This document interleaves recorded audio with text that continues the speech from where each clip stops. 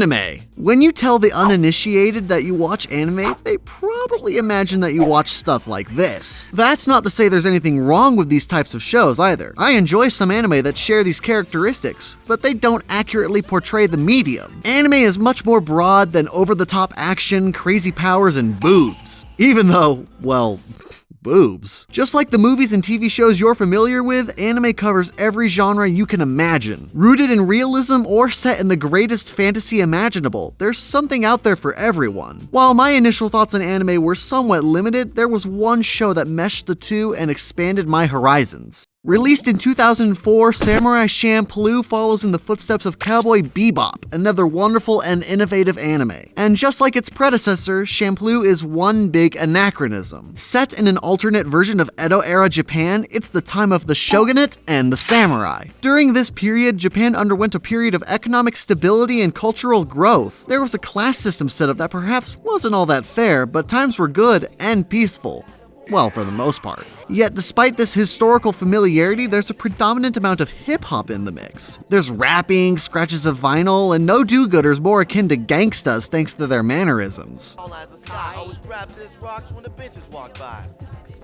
These touches of modernism add a flair that's relatable in today's culture. Pair that with the colorful reimagining of that era of Japan. Bright lights, dazzling colors, and traces of graffiti meld into a glorious and unique combination. At the heart of this mix, though, is one of the centerpieces. Some characters and themes might carry a semblance of hip-hop, but it's the music that's the true standout.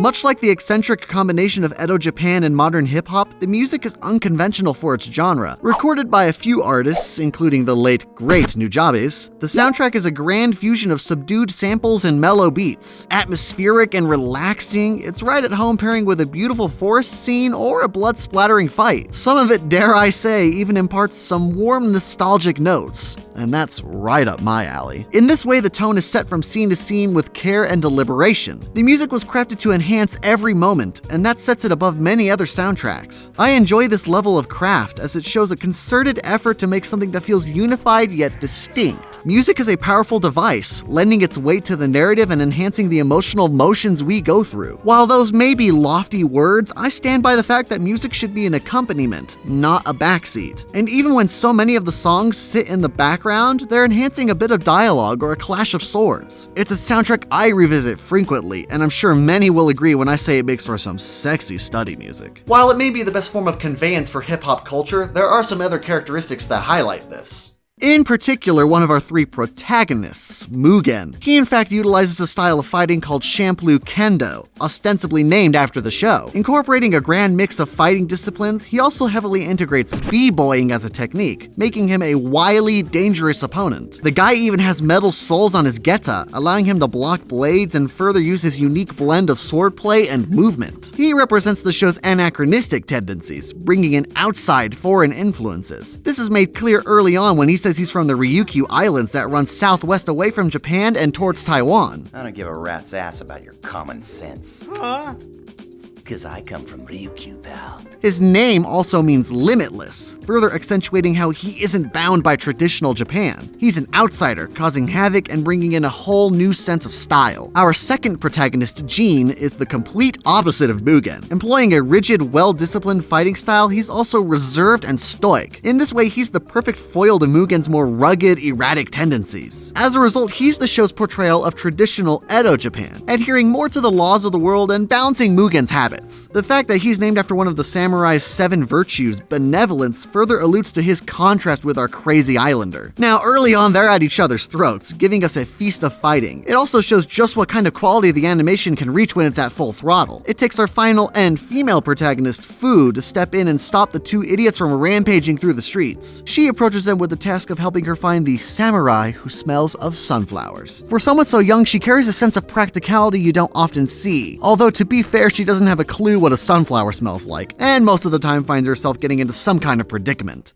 Okay, so maybe she doesn't have that much sense. Yet, despite her naive and bumbling nature, she carries a brightness and charm that tempers both the calm and the wild residing in her unfortunate bodyguards. Her name meaning wind then makes a lot of sense when you consider she's sort of just going with the flow and figuratively letting the wind take her around. On the whole, the cast is wonderful, a winning combination of characters that enhance each other and make for solid growth. At first, they're not all that close, as you could imagine, but as they get closer to completing their task, they all become close friends, closer than they'd ever been with anyone else. While this progression is somewhat obvious, it's the manner in which they grow that's both interesting and relatable, although I won't spoil any of those juicy details here. This ties into the narrative. While the overlying story is centered around Fu's goal, there are little tales that occur wherever they go. Mini story arcs of sorts where it's inevitable they're gonna get into some trouble. This results in some silliness and more often than not a good bit of fighting, and it's always a good time. With little information about their final goal, the story turns into an adventure. There's a human quality to their journey, and it's fun to sit down and see where the next step of their quest takes them and how they change. Now, there are several episodes that stand alone and do little to nothing to progress the plot. For some, this is a waste of time, an isolated tale that adds little to the grand scheme.